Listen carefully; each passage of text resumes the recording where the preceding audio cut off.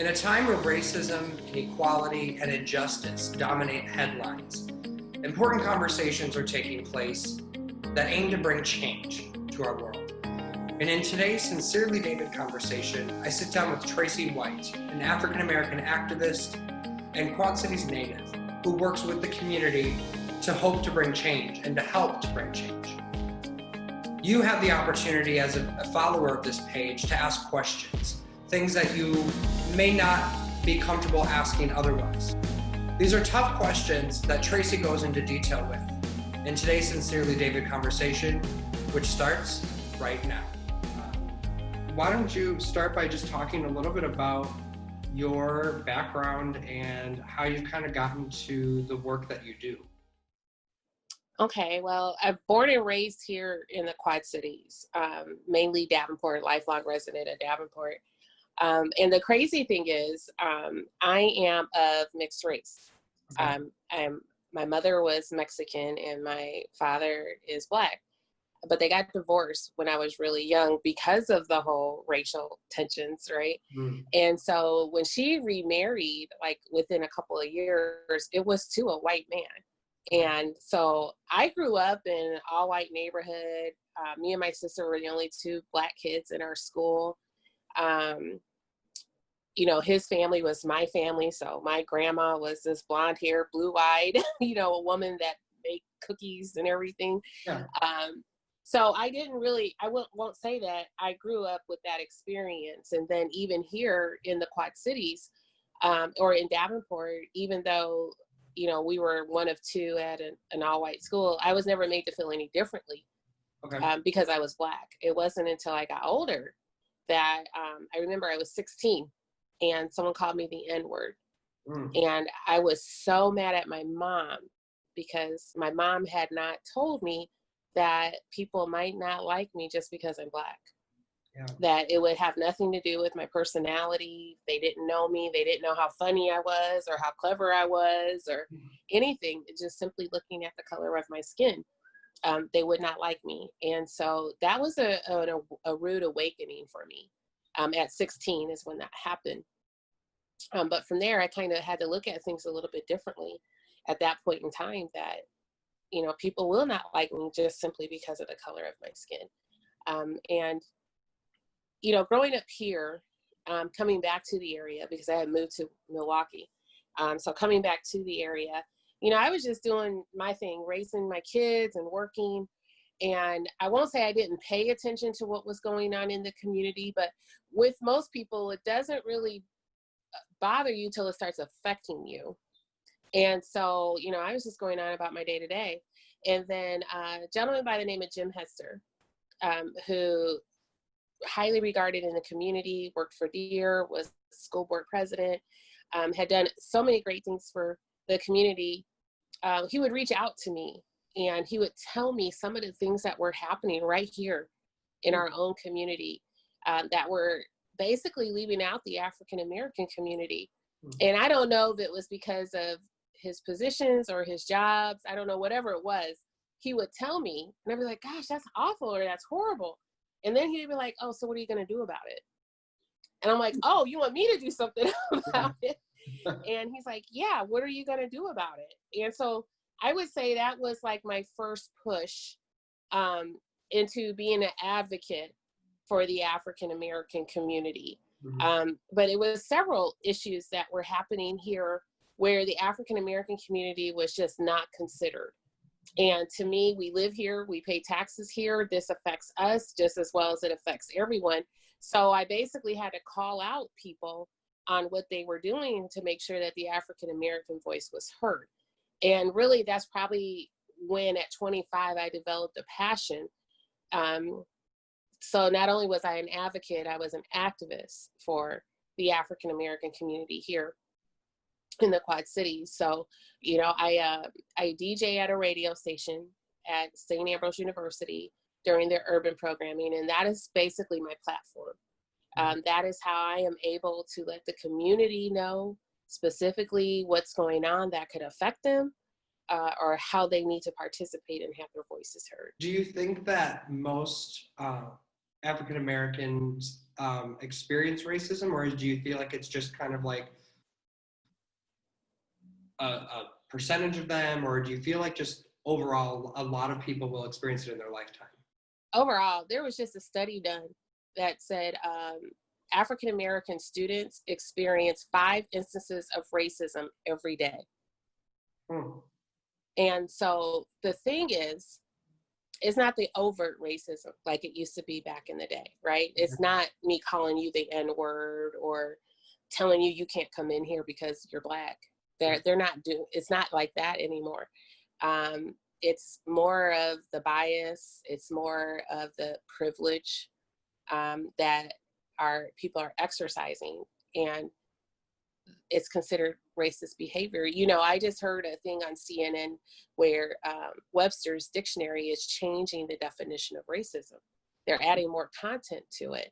And if you look at the basic definition as it reads now, where one race feels that they're superior over another race, that allows for people who may not feel that way to say, well, I'm not racist.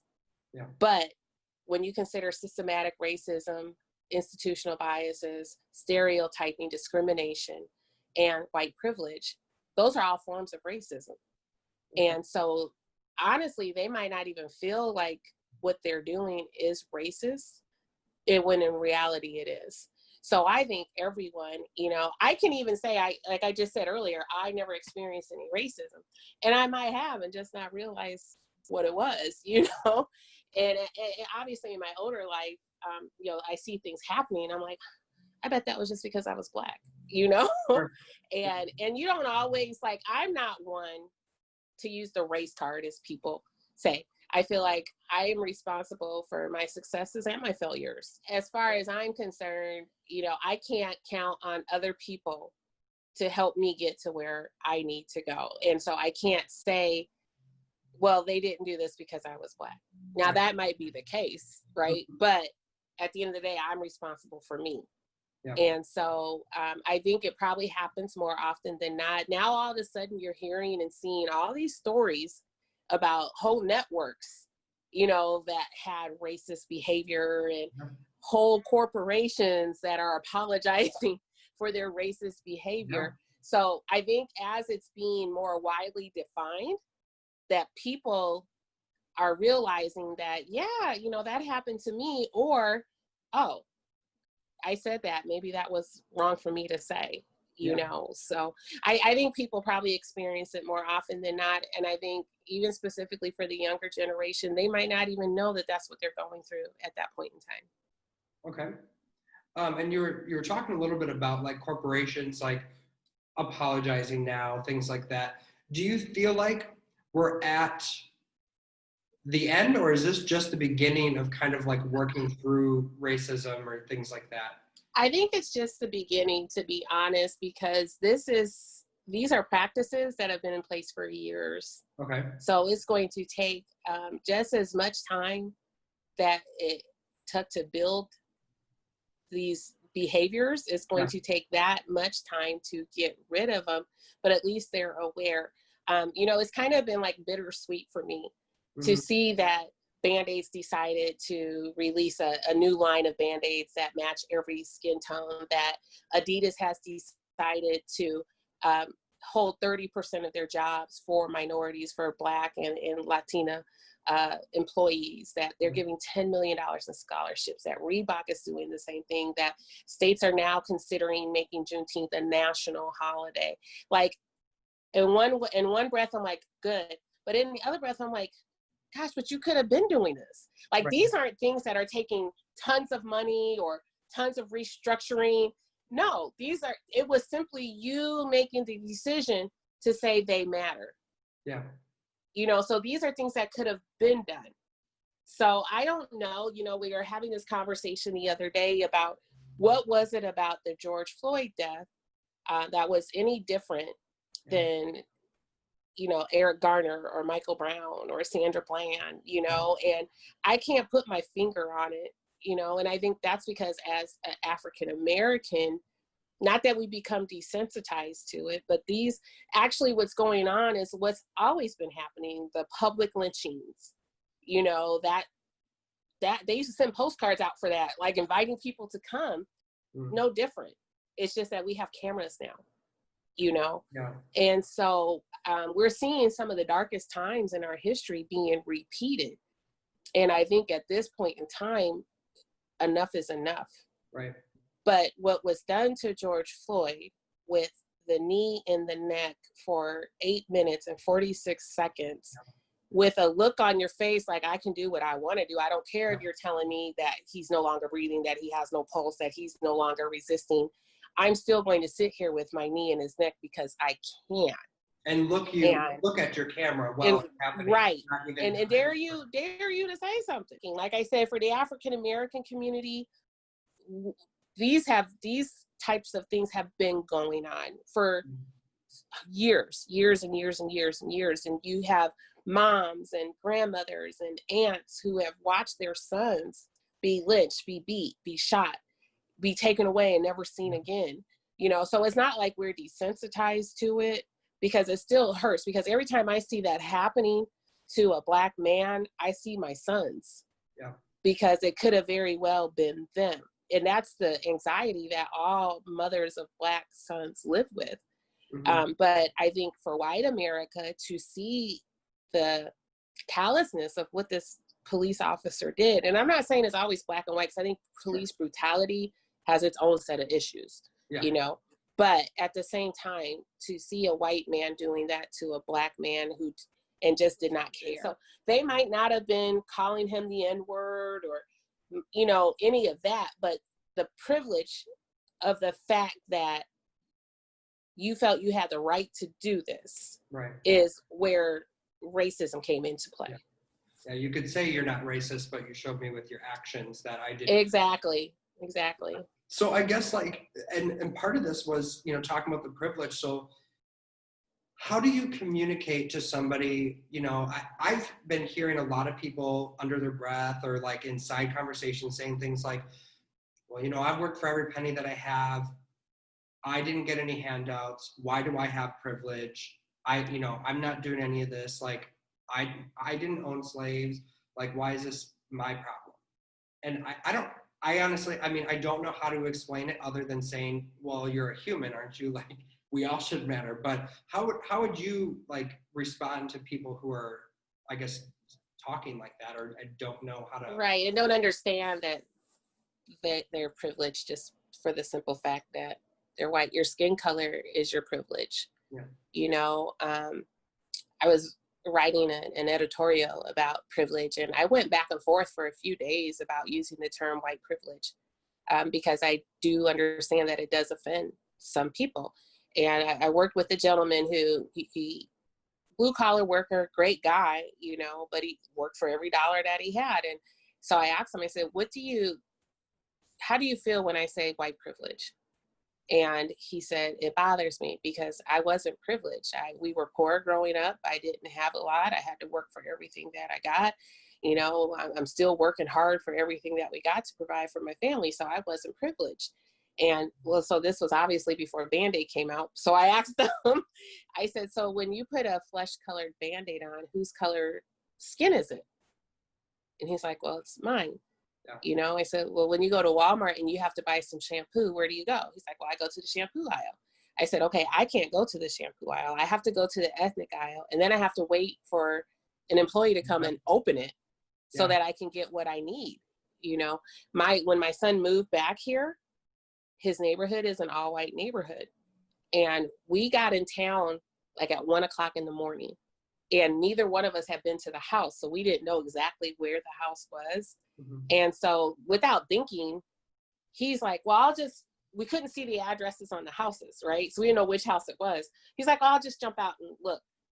And so he just jumps out the car at 1 o'clock in the morning on a dark street. And he has his phone with his flashlight. He's walking up to the houses to look at the addresses. Yeah. And then I'm in the street like, is that it? Is that it? Like, we're not even thinking twice about the perception, right?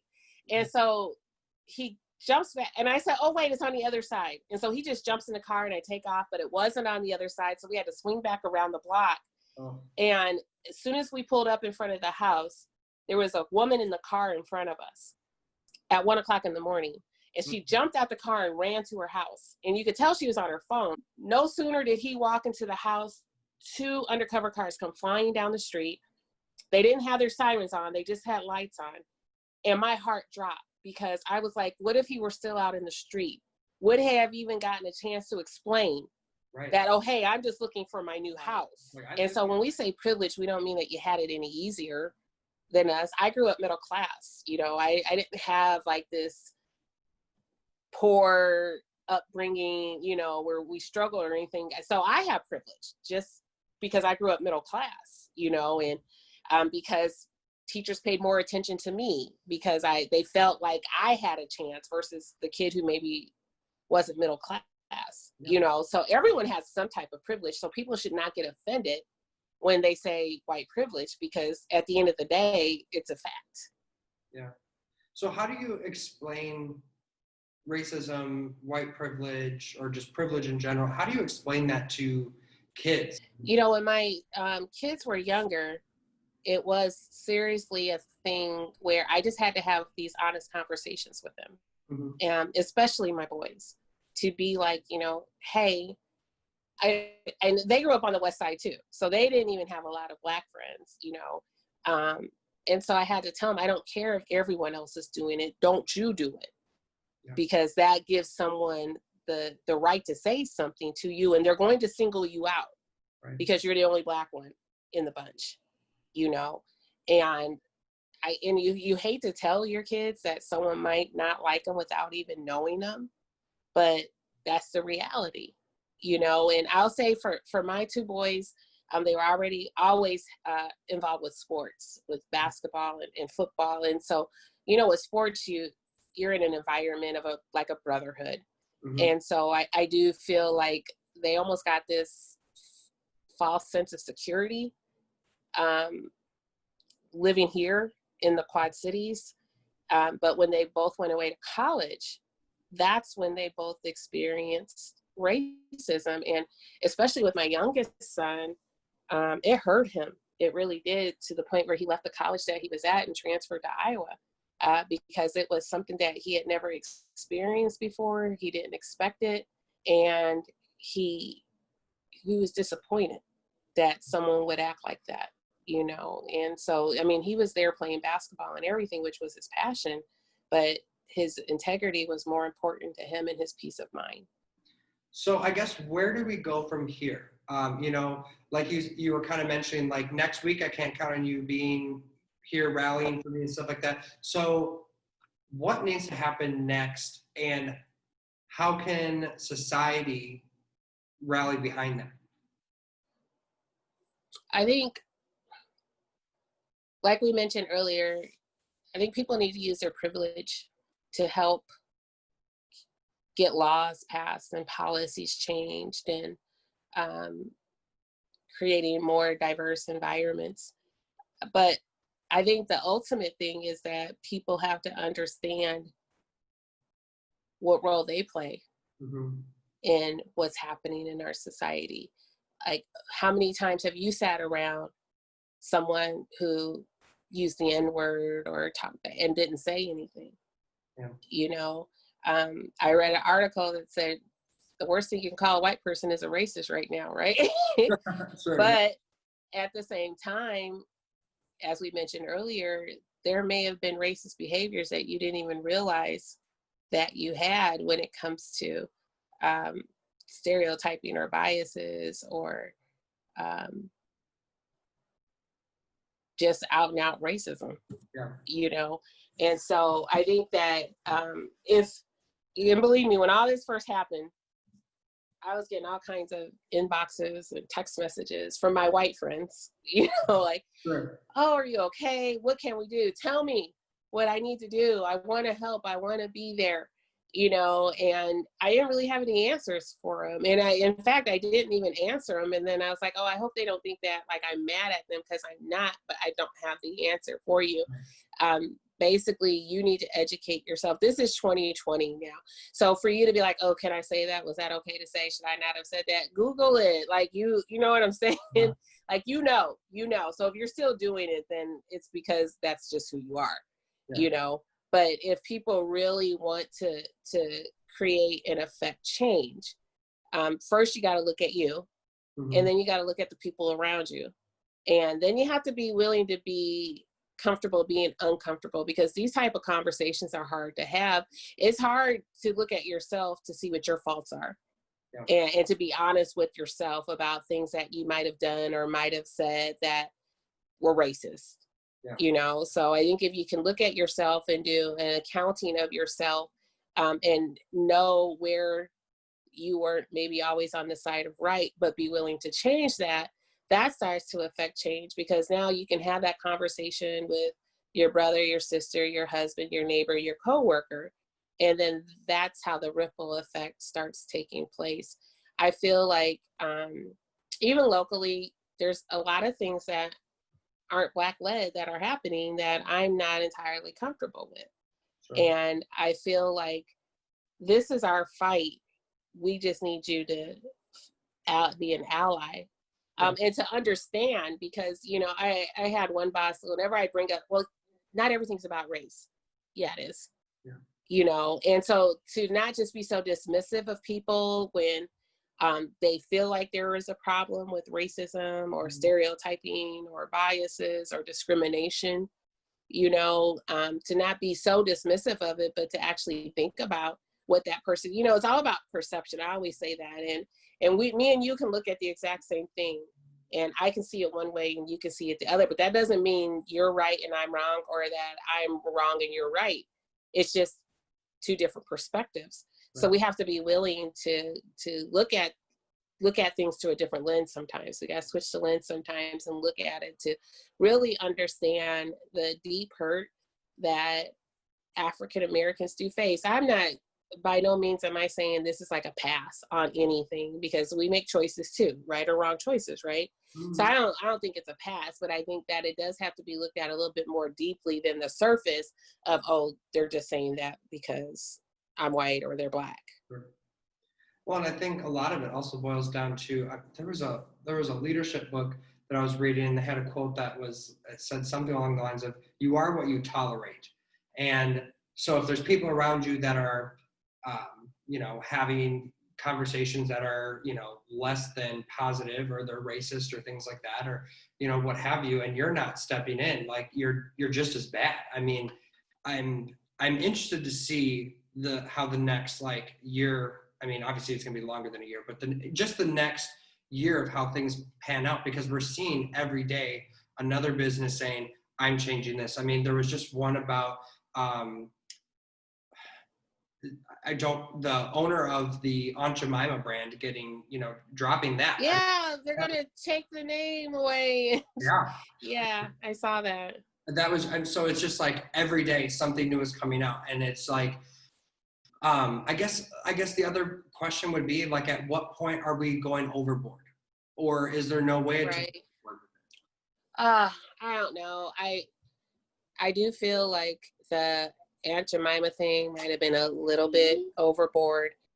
You're going to get that question about authenticity, and then you're going to get the question about, why are you doing this now when this is something that you could have been doing? Yeah. You know, so I do think at some point in time it probably is going to be overkill on it, you know. But and then like with the whole Starbucks thing, like they were like, absolutely no Black Lives Matter apparel.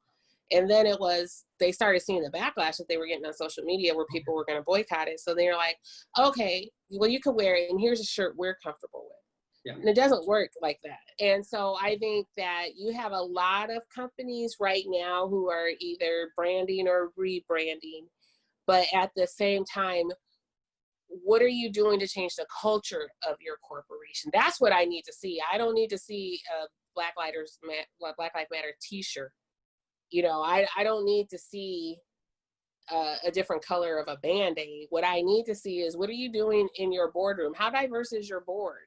Yeah. What I need to see is your corporate social responsibility, like where you lie on diversity and inclusion, because it affects everything. I'm not just corporations, you know, specifically with our education system right here in the city of Davenport. You had teachers who stood up at a board meeting that said that they are uncomfortable teaching African-American students. That was the conversation I was having right before we jumped on.